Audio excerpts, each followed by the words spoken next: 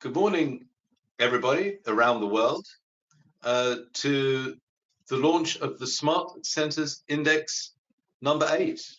I'm saying global launch. We can see from the attendee list we have people from all around the world with us this morning, which is very good news. And when I say this morning, I mean this morning to us, of course.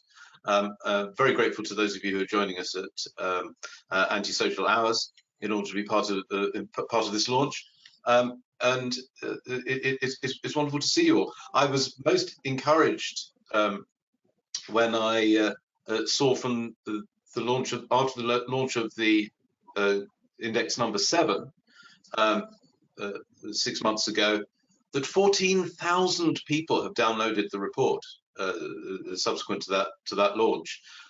So we don't have 14,000 people online, thank goodness. I don't think we have bandwidth for that.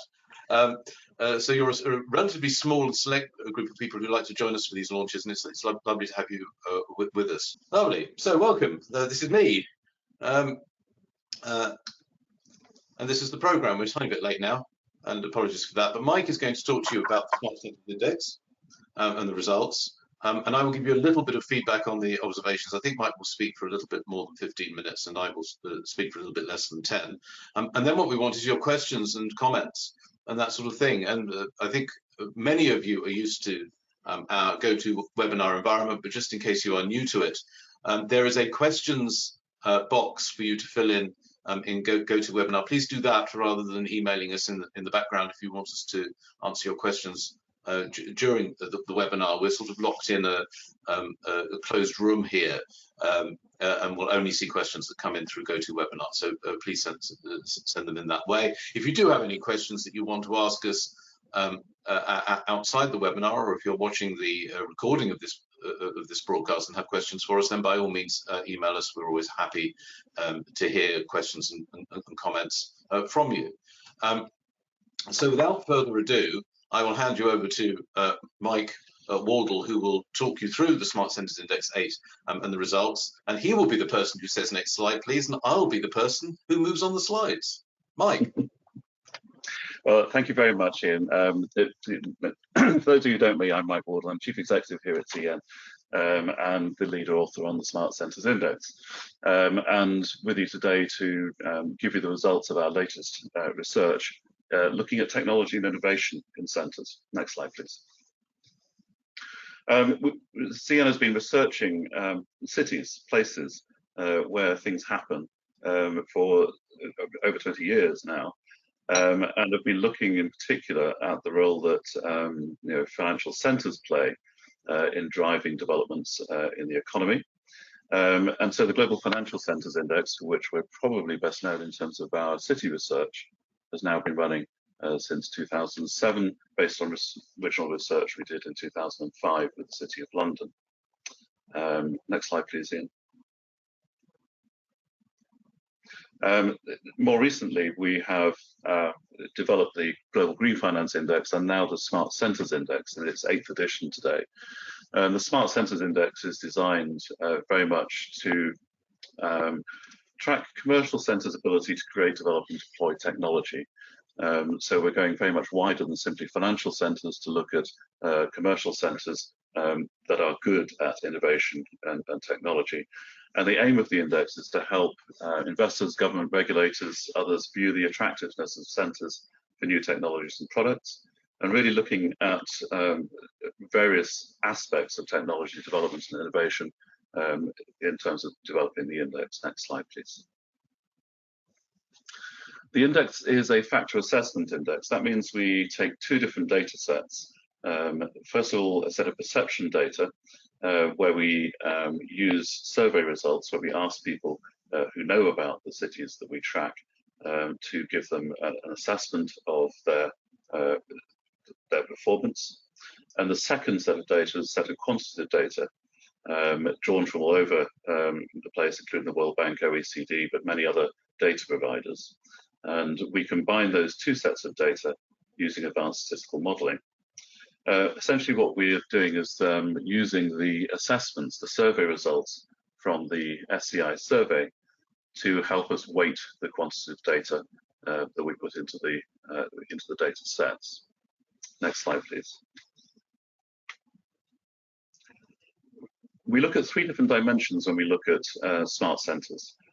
Innovation support, this is the approach taken to regulation and support for the innovation and technology industry provided by the commercial ecosystem in the centre or the jurisdiction. Secondly, creative intensity. This is the extent to which technology and innovative industries are embedded in the economy of a particular centre. And finally, delivery capability, the quality of work being undertaken in the field in that centre. And we think that each of those dimensions is important to the continuing development of technology and innovation centres. Next slide, please.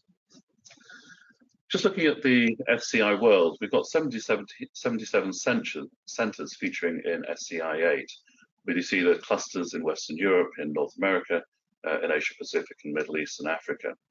But we are tracking 131 centres, and over time we expect that we'll have the data to bring more centres into the index as technology and innovation becomes ever more part of the ecosystem of commercial and financial centres.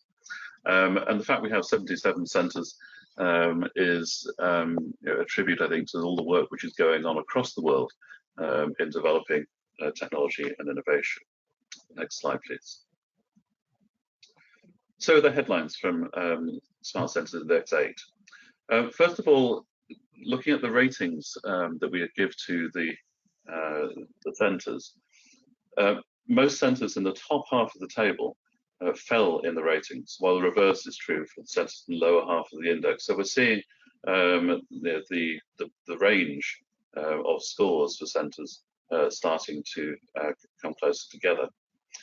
Regional performance followed this trend, with Western European and North American centres' average rating fell, reflecting the higher number of centres in those regions in the top half of the ranking, and vice versa for some of the other regions. London retained first place in the index, with New York and Singapore in second and third positions.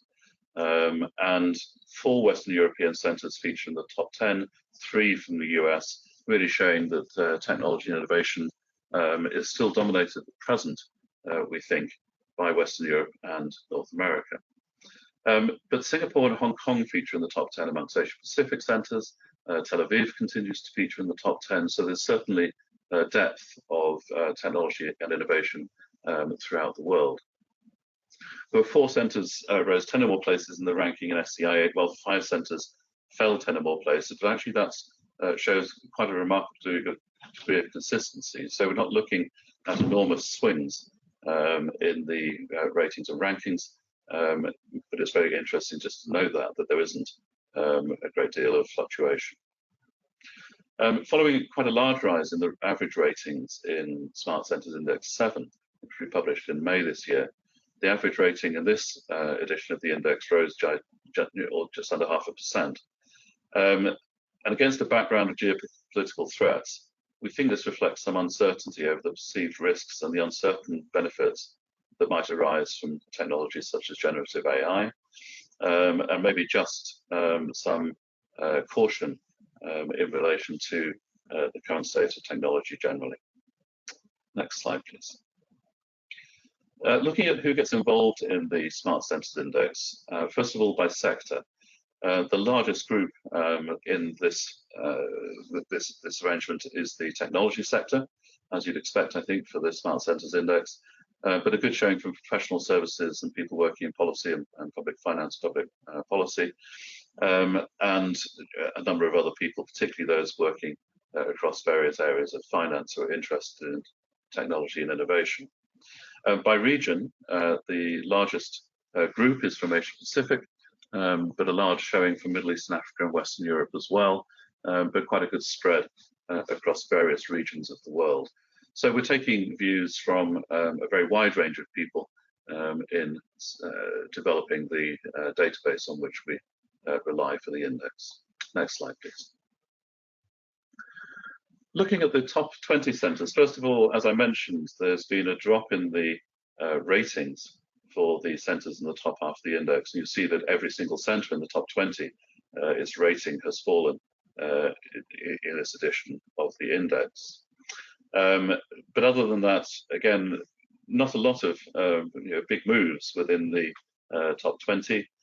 Toronto and Vancouver, just draw those out, 2 Canadian centres that have moved up 8 and 5 rank places respectively. Dubai is up 5 places into the top 20 at 16th place. Geneva and Amsterdam also performing well in this edition of the index. But overall, relatively stable over time. Next slide, please. And looking at the top 5 centres in the table and their ratings over time, we see that London and New York are still clearly in the lead. They have a lead over the following group, but the gap is narrowing over time. And we see that Singapore has retaken 3rd position, but really very close with Zurich and Oxford. And amongst the top 10 and 20 centres, actually the ratings are very close. So we would expect continued competition amongst those centres to be improving in terms of the rank performance in the SCI. Next slide, please. I mentioned the 3 dimensions: innovation, support, creative intensity, and delivery capability. And we do track the contribution that those 3 dimensions make to each centre's performance. And broadly, they're very closely balanced. But some centres, particularly if you look at London and New York, the score for innovation support is slightly higher than for the other 2 elements. And we can look a little bit at this when we are looking at individual centre performance. Next slide, please. Moving on to what's happening across the regions of the world. First of all, Western Europe. 17 centres in the region maintained or improved their rank position, so a very strong performance across the Western European centres.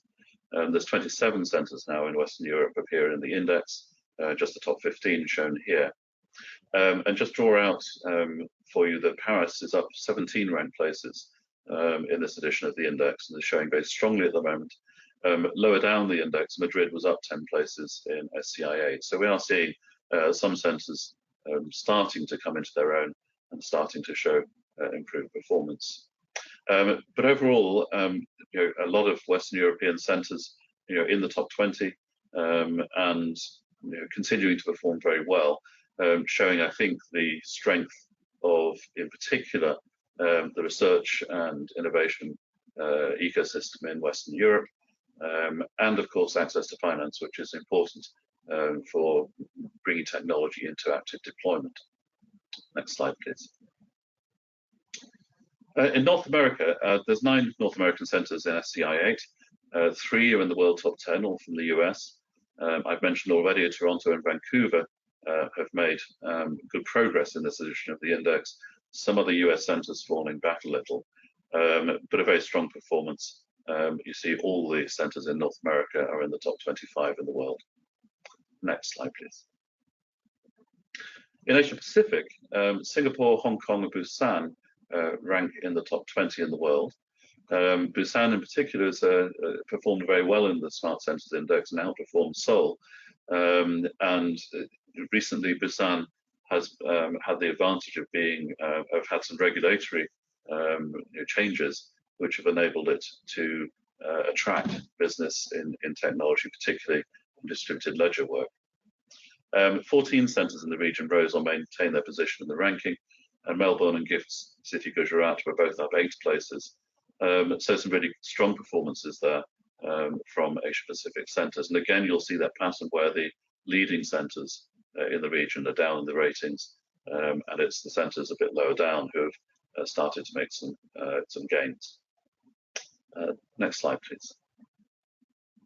Looking at Eastern Europe and Central Asia, Cyprus has entered the index for the first time and takes the lead in the region, so very good performance there. Astana, having moved up considerably in the last version of the index, has moved up another rank places to take 2nd place at 44th globally. And Astana, we know, has put a lot of effort into expanding away from just fintech into more broadly technology offerings. Budapest and Athens rose more than 10 places in the ranking, while Sofia fell back 10 places.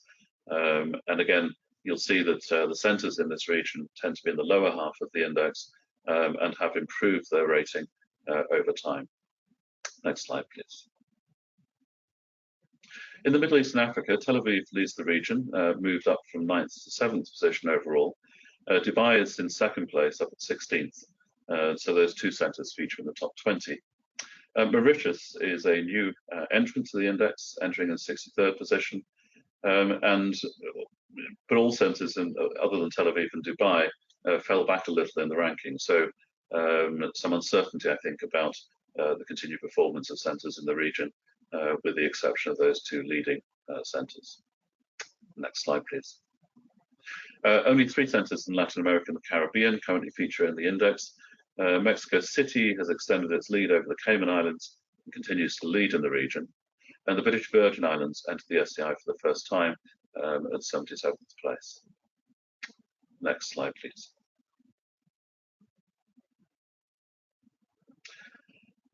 I mentioned the quantitative data that we bring into the Smart Centres Index, and we call these the instrumental factors.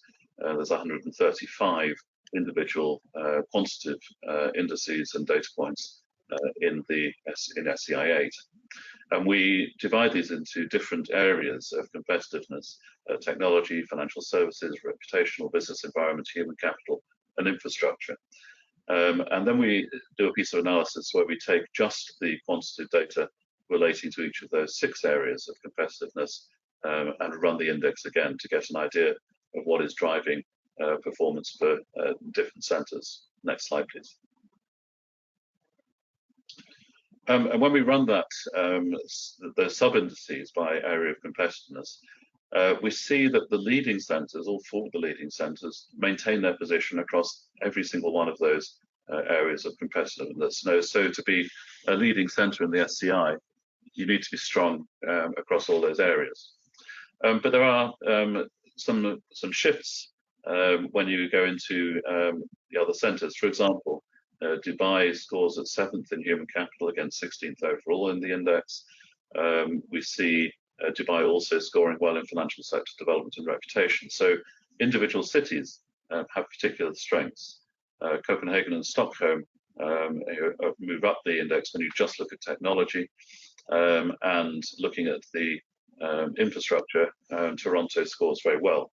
So this helps centres to understand where their strengths lie, and where the areas are where they may need to do some work to improve their placing in the index. Next slide, please. And I mentioned the technology effects, and this slide shows an analysis showing, first of all, in the left-hand column, the overall rating in SCI 8, and then the technology ratings. That's just using the technology data that we bring into the index in the right-hand column. You'll see that Copenhagen, for example, is 11 places higher when just looking at technology factors than it is in the index overall. And we see Washington moving up 8 places. Geneva is 8 places higher on this analysis. Busan moving up to 11th on this analysis. So we were able to bring out, I think, some of the centres who are doing really well when it comes to just the technology and not looking at the other areas of competitiveness that we take into account in the overall index. Next slide, please. One of the things we do track is reputation advantage. What we mean by this is the difference between the rating in the SCI and the average assessment that comes from the survey, the Smart Centres Index survey that we run continuously to gain professionals' views about the strengths and weaknesses of centres. Centres with a high reputational advantage, we think, have managed to market themselves well, and potentially have some work to do to ensure that the quantitative data points rise to match their reputation. But we'll see a lot of the leading centres in the world, London, New York, Singapore, Tel Aviv, are also on this list of those with the highest reputation advantage. So just an indication to those centres that perhaps their reputation is slightly outstripping reality, but something to watch. Next slide, please. Conversely, at the other end of the table, we can look at those with a negative reputation advantage. These are places where, on our analysis, we think that people are rating these centres lower than they should be if people who are rating them knew the reality of what was going on in the centre based on the quantitative data.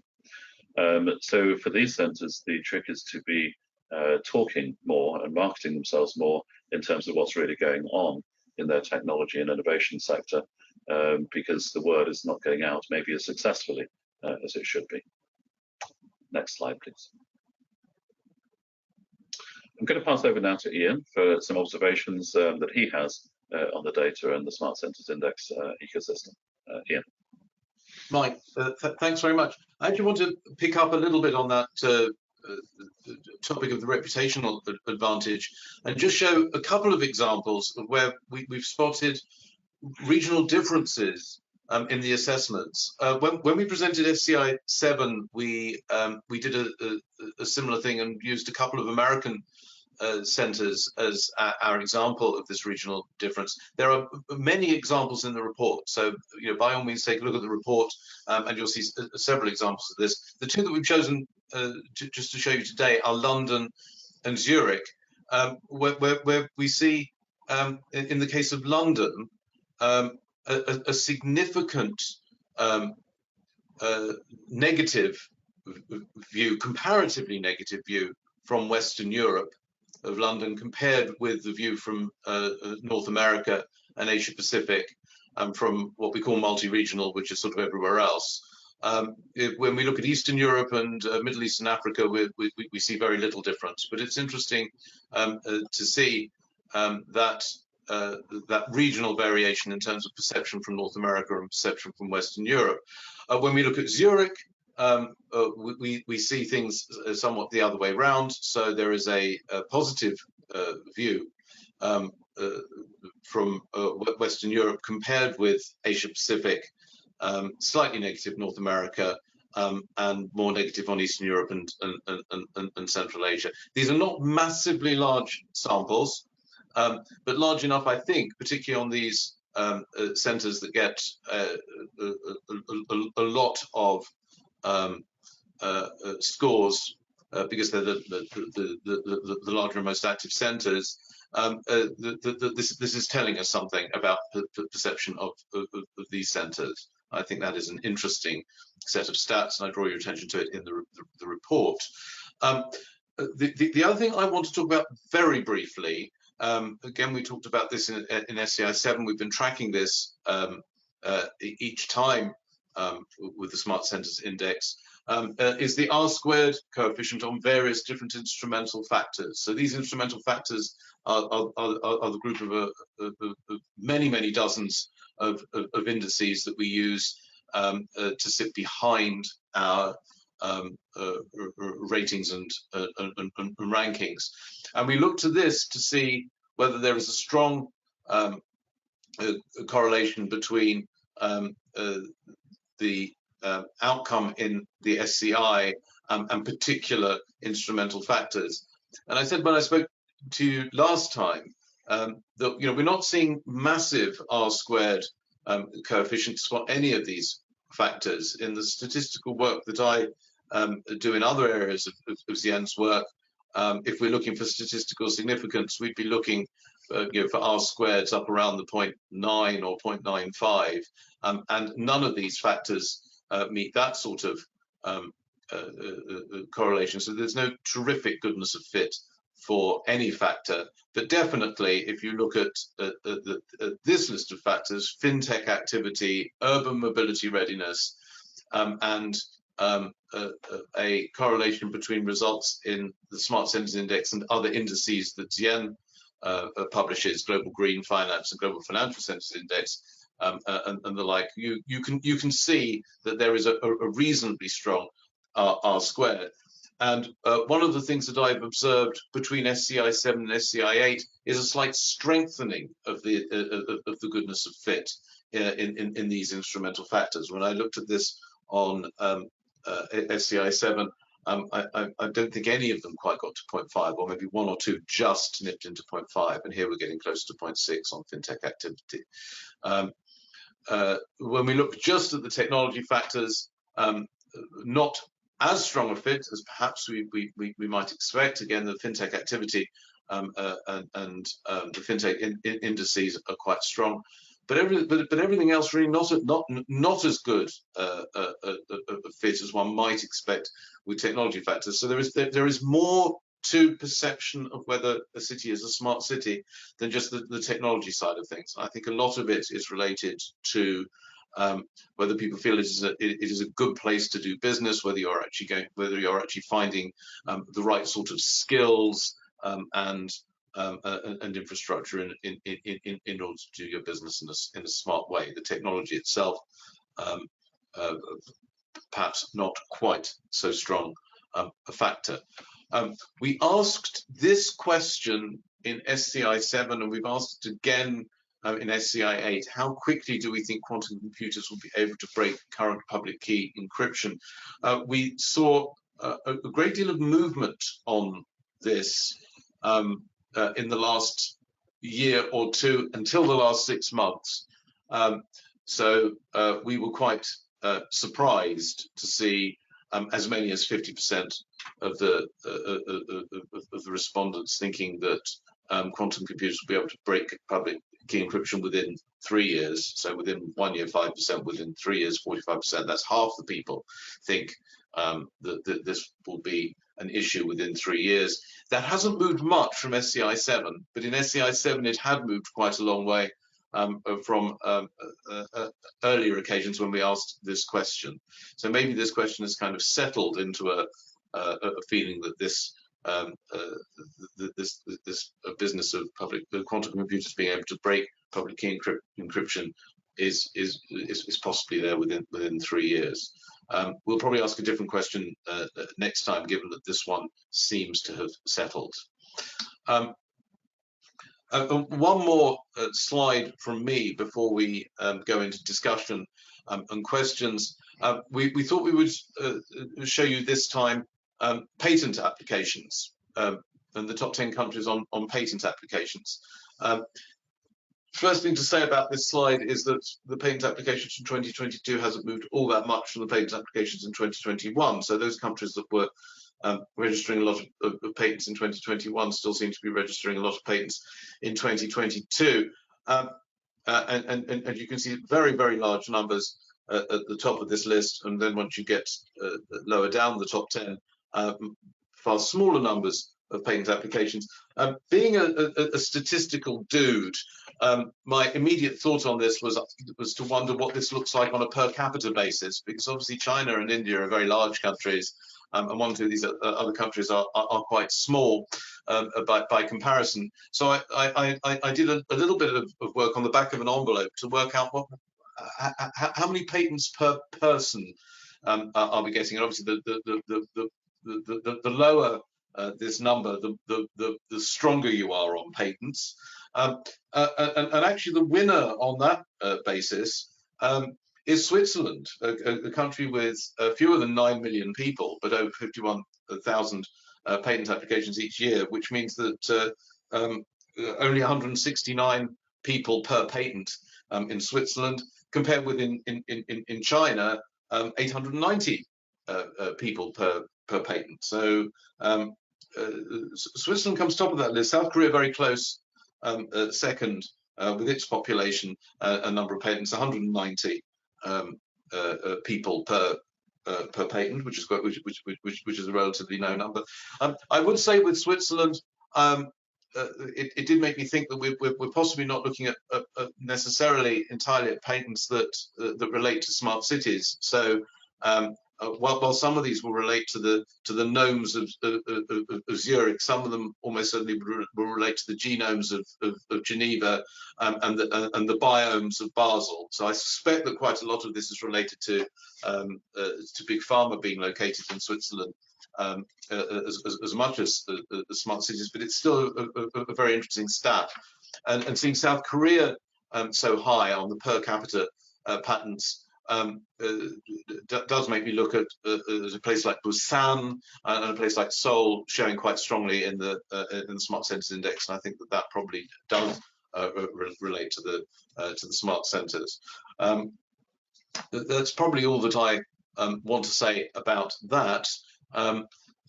So I'd really like to move on to comments, questions, and answers. And The first thing really I'd like to ask is we've had several questions about this business of generative AI and the effect that that's been having on the Smart Centres Index. We talked about it when we presented SCI 7. Mike, I'm wondering whether you have some more observations on how you think that the sudden emergence of generative AI and all of the news and activity that we're getting around the risks that people perceive around generative AI, the possible benefits that will spring from it, and all of that uncertainty. How do you think that is reflecting in the index now? Well, it has been an interesting year in terms of looking at the power of generative AI. And it is only a year since we all had access to ChatGPT and DALL-E and the others who are in the field. A few observations. First of all, I was listening to a professor of machine learning talking about generative AI a couple of months ago. And the big takeaway from him was that no one in the industry, and he's been working on this for 40 years, could quite believe how good ChatGPT and its competitors are, just how good it is. So the achievement of putting that together startled people who had been thinking and working in this area for a very long time. So it's very powerful at doing what it does.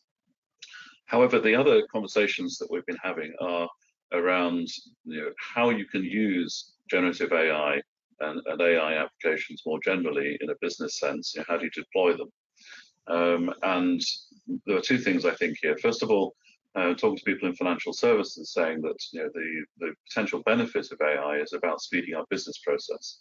You can say actually you can use the technology, the machine learning tools, and to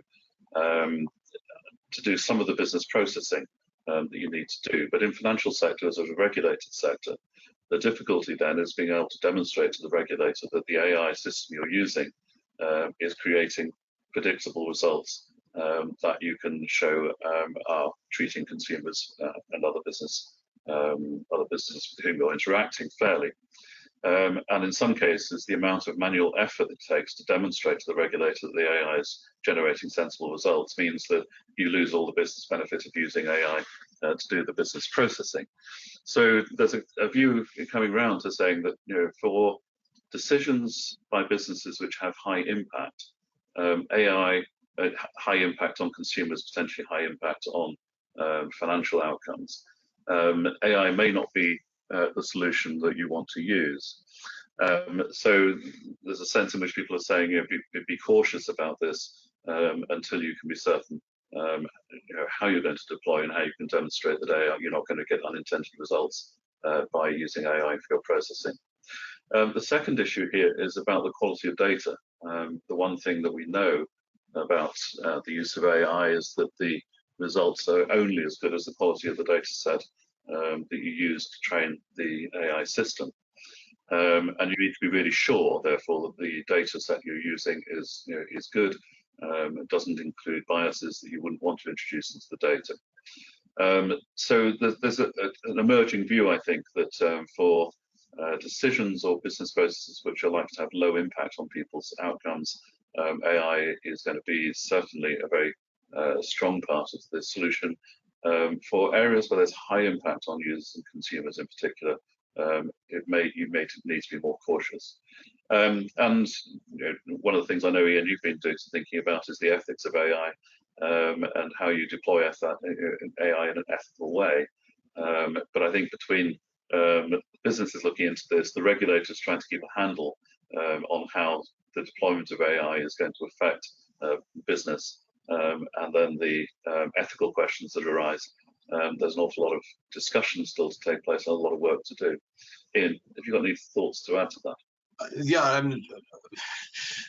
it'll be unsurprising to the audience that I agree with what you said. We spend quite a lot of time discussing these issues. I'll just have one or two sort of enhanced points. The first thing that I would say is that I think at the moment, to some extent, AI is a misnomer. So we talk about artificial intelligence. We talk about generative AI, such as ChatGPT, as being artificial intelligence. In fact, all that it is a very, very effective deployment of machine learning on language. And I agree with the academics who say that they were stunned by how good it is at manipulating language, and to some extent fooling us into thinking that it is giving us intelligent answers. And in fact, you don't need to do a great deal of thoughtful work with tools like ChatGPT to realize that in terms of it being a generalist tool, it is a smart idiot, as it were. You can very easily fool it into telling you rubbish, and it has what are loosely known as hallucinations, which means it gives you the wrong answer relatively easily on certain topics. So it's not as smart as we like to think it is. It's very good at passing what we used to call the Turing test, which is the notion that it seems intelligent because it's giving intelligent seeming answers. But it is not yet what I would call fully fledged artificial intelligence, where we really need to worry about, is the machine cleverer than us and able to do things that we really wouldn't be able to control. From the point of view of businesses and smart centers, I think we have enough evidence to see that that type of tool, particularly when it is positioned at particular problems, like processing certain types of standard financial query and certain financial process better, we can get some fabulous results out of the technology that is already there. And the companies that prove to be good at doing that, and the centers that prove to be good at encouraging those companies and becoming known for good deployment of those technologies, are likely to be smart center winners, and those who don't do it are likely to be smart center losers in fairly quick time. So I think, watch this space in the next year or two or three to see some real movement, where the quick movers are able to deploy some really interesting stuff, and the not so quick movers will move back in an index like Smart Centers Index on the back of this stuff. When we get to the questions about existential risks and the deep ethics of this thing, beyond sort of will some people lose their jobs and how do we handle that nicely, type ethical questions, I think we are some years away from having genuine generic generative artificial intelligence that presents those sorts of risks. But deployed on particular problems, we need to look at those individual problems and think about the ethics of what are we deploying, and are we sure we're deploying it for good, and avoiding the worst excesses of deploying it for ill. That's probably all that I would want to say about generative AI. We have one or two questions that have come in, particularly around Middle East and Africa and so on, about when was the cutoff date for this data. Obviously, we've got some geopolitical stuff happening in that part of the world. It doesn't seem to be reflecting in this index. Perhaps it won't reflect in this index anyway. But Mike, I know the answer to this question, but I'll ask you. When did we cut off for SCI 8? Yeah, so the data was taken at the end of September. So before the current position in the Middle East, and so it doesn't reflect any of the more recent events.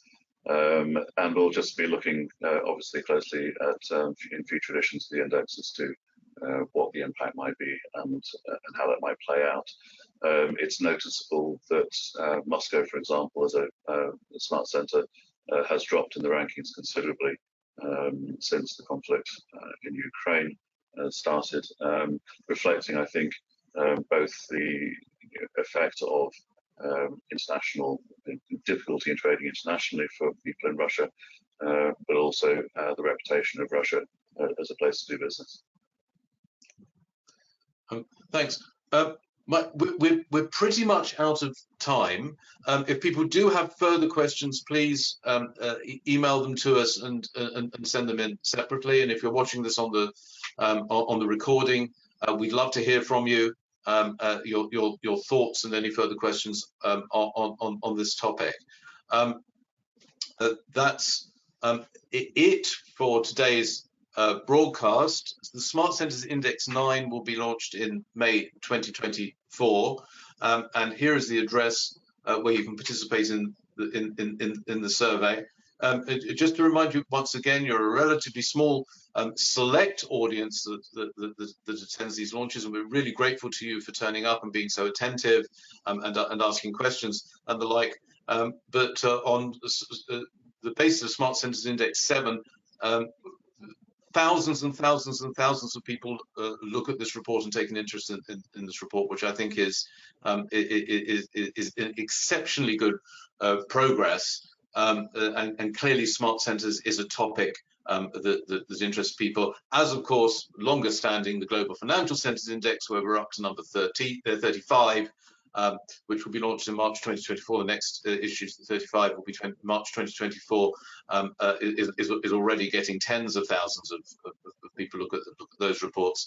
And the Global Green Finance Index, which is a little bit older than the Smart Centres one, but not as long-standing as as GFCI. That one is up to number 13, and that will be launching in April 2024. So please take the surveys.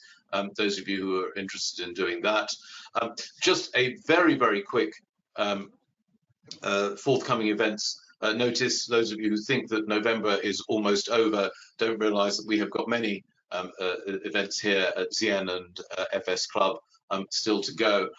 As part of our work with the Lord Mayor's programme, we have a talk on Lord Chancellor Jeffreys and that fascinating element of UK history, a revisionist view of his cases as Common Sergeant and Recorder of the City of London. For those of you who are interested in that, probably for this audience, more interesting will be Monday the 27th of November, Capital as a Powerful Force for Global Impact. That should be a fascinating webinar on Monday morning. Wednesday the 29th, also in the morning, Financial Centres of the World will be back. Those of you who look on the recordings, you're I'm sure aware that the recordings of these go up within 24-48 hours of each of the broadcasts. That's all there is to say, other than to thank our legion of sponsors and members who make everything that we do possible, and to thank Mike for pulling together these fascinating thoughts on SCI 8. So, audience, thank you very much indeed, and we will see you all again very soon, I hope. Goodbye. Thank you very much, and we'll see you all again soon. Thank you. Bye-bye.